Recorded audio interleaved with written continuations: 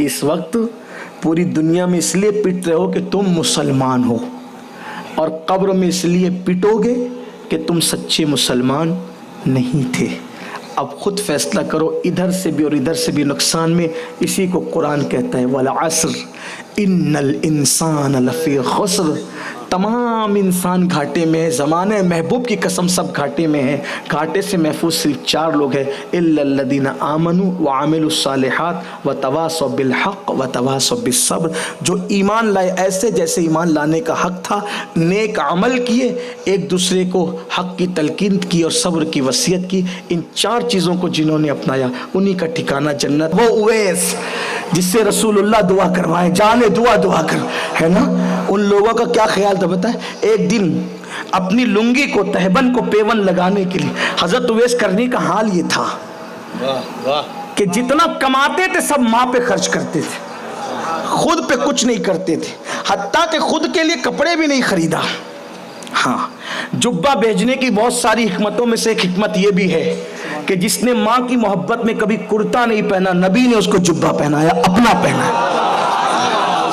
ہاں، میرا وہ جوان جو نبی کا عاشق بنتا ہے لیکن ماں کو دوا کے لیے بھی پیسے دینے میں اس کے بدن پہ کانٹے آتے ہیں، یہ مکاری ہے میرے عزیز، یہ عشق نہیں ہے۔ عشق تو یہ ہے کہ رسول نے، اچھا ماں سے مجھے کیا دلچسپی، بس اتنی بات ہے کہ میرے محبوب نے کہا کہ ماں کو خوش کر، تو محبوب کی خوشی کے لیے اس بڑھیا کے چکر میں پڑا ہوں، ہے نا، یہی تو ہے، ورنہ یہ کیا ہے؟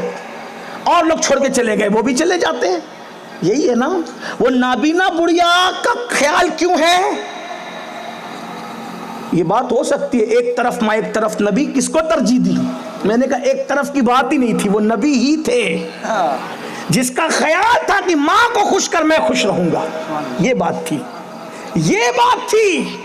تو اویس نے لنگی پہنتے تھے یا شلوار، دونوں روایتیں، لنگی کی بھی اور شلوار۔ میں، آپ جانتے ہیں میں کوئی محقق آدمی نہیں کہ اب اس پہ دلیلیں دینا شروع کروں کہ شلوار ہی تھی کہ لنگی تھی، کچھ بھی تھا لیکن نیچے تو تھا نا۔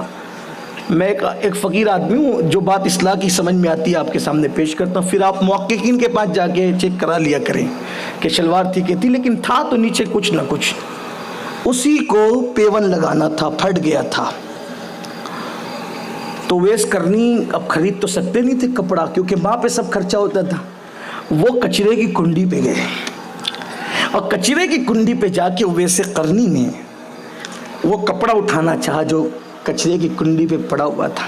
کتا وہاں سے کچھ کھا رہا تھا، کتے نے بھونکنا شروع کیا، تو اویس کرنی کہتے ہیں مجھ پہ مت بھونک، مجھ پر مت بھونک، تیرے نصیب کا تجھے ملے گا، میرے نصیب کا مجھے ملے گا۔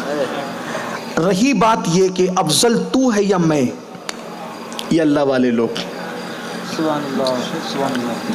رہی بات افضل تو ہے یا میں، اس کا فیصلہ آج نہیں ہوگا، او کتے آج نہیں ہوگا، کیونکہ جس نے مجھے بنایا اسی نے تجھے بنایا، جس کی میں مخلوق ہوں اس کی تو بھی ہے۔ فیصلہ آج نہیں ہوگا کہ تو افضل ہے کہ میں افضل ہوں۔ کتا چپ ہو گیا، فیصلہ قیامت میں ہوگا کہ اویس افضل ہے کہ قرن کا کتا۔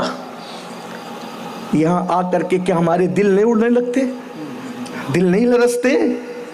جس سے حضور دعا کروائے وہ کس لہجے میں بات کر رہا ہے؟ آقا فرمائے تابعین میں میرا ایک بہترین دوست ہے جس کا نام اویس ہے۔ آقا کہ میرا بہترین دوست ہے، میرا محبوب ہے وہ۔ ایک دن اویس آ گئے مدینہ منورہ تو حضور رونے لگے، کہا کہ مدینے کی فضاؤں میں عاشق کی خوشبو آ رہی ہے، اور وہ کتے سے کہتے ہو کتے مجھ پہ مت بھونک، تیرے نصیب کا تجھے، میرے نصیب کا مجھے، لیکن افضل کون ہے، کتا کی اویس؟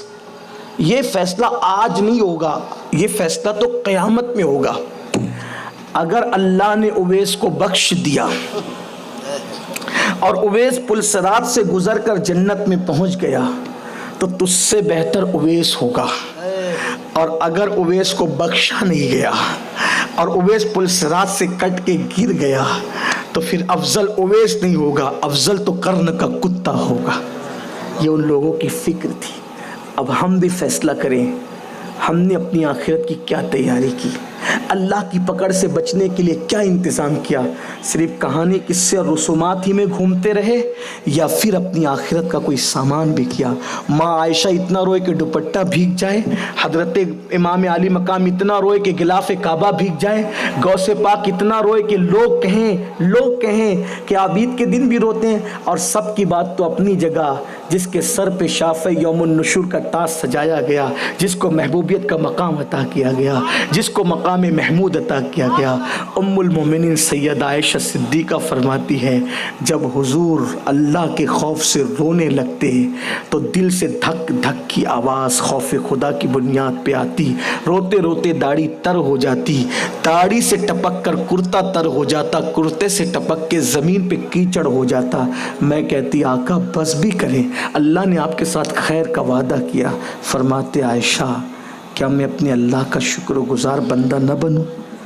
یہ حال ہے ان لوگوں کا جو آخرت کو جانتے تھے، اور ہمارا حال کیا؟ فلم دیکھیں، سیریل دیکھیں، حرام کھائیں، زنا کی طرف جائیں، شراب کی طرف جائیں، عورتوں پہ باپ کی نظر ڈالیں، اللہ کو کبھی 24 گھنٹے میں ایک بار بھی یاد نہ کریں، جھوٹی قسمیں کھائیں، اور اس کے بعد پھر یہ مولانا میں مسلمان ہوں، کیا میں جنت میں نہیں جاؤں گا؟ ایک مفکر کا بہت اچھا جملہ یاد آتا ہے، اسی پہ بات ختم کرتا ہوں۔ اس وقت تو پوری دنیا میں اس لیے پٹ رہے ہو، اس وقت پوری دنیا میں اس لیے پٹ رہے ہو کہ تم مسلمان ہو، اور قبر میں اس لیے پٹو گے کہ تم سچے مسلمان نہیں تھے۔ اب خود فیصلہ کرو، ادھر سے بھی اور ادھر سے بھی نقصان میں۔ اسی کو قرآن کہتا ہے والعصر ان الانسان لفی خسر، تمام انسان گھاٹے میں ہے، زمانہ محبوب کی قسم سب گھاٹے میں ہیں۔ گھاٹے سے محفوظ صرف 4 لوگ ہیں، الا الذین آمنوا وعملوا الصالحات وتواصوا بالحق وتواصوا بالصبر، جو ایمان لائے ایسے جیسے ایمان لانے کا حق تھا، نیک عمل کیے، ایک دوسرے کو حق کی تلقین کی اور صبر کی وصیت کی۔ ان 4 چیزوں کو جنہوں نے اپنایا انہی کا ٹھکانہ جنت ہے، وہی نقصان سے محفوظ ہے۔ اللہ سب سے پہلے میرے حال پہ رحم کرے، آپ کے حال پہ بھی رحم کرے۔ اس وقت تو پوری دنیا میں اس لیے پٹ رہے ہو، اس وقت پوری دنیا میں اس لیے پٹ رہے ہو کہ تم مسلمان ہو، اور قبر میں اس لیے پٹو گے کہ تم سچے مسلمان نہیں تھے۔ اب خود فیصلہ کرو، ادھر سے بھی اور ادھر سے بھی نقصان میں۔ اسی کو قرآن کہتا ہے والعصر ان الانسان لفی خسر، تمام انسان گھاٹے میں ہے، زمانہ محبوب کی قسم سب گھاٹے میں ہیں۔ گھاٹے سے محفوظ صرف 4 لوگ ہیں، الا الذین آمنوا وعملوا الصالحات وتواصوا بالحق وتواصوا بالصبر، جو ایمان لائے ایسے جیسے ایمان لانے کا حق تھا، نیک عمل کیے، ایک دوسرے کو حق کی تلقین کی اور صبر کی وصیت کی۔ ان 4 چیزوں کو جنہوں نے اپنایا انہی کا ٹھکانہ جنت ہے، وہی نقصان سے محفوظ ہے۔ اللہ سب سے پہلے میرے حال پہ رحم کرے، آپ کے حال پہ بھی رحم کرے۔ گفتگو کے درمیان اگر کوئی غلطی ہو اللہ تعالیٰ معاف فرمائے۔ استغفر اللہ ربی من کل ذنب واتوب الیہ وما علینا الا البلاغ۔ السلام علیکم ورحمۃ اللہ وبرکاتہ۔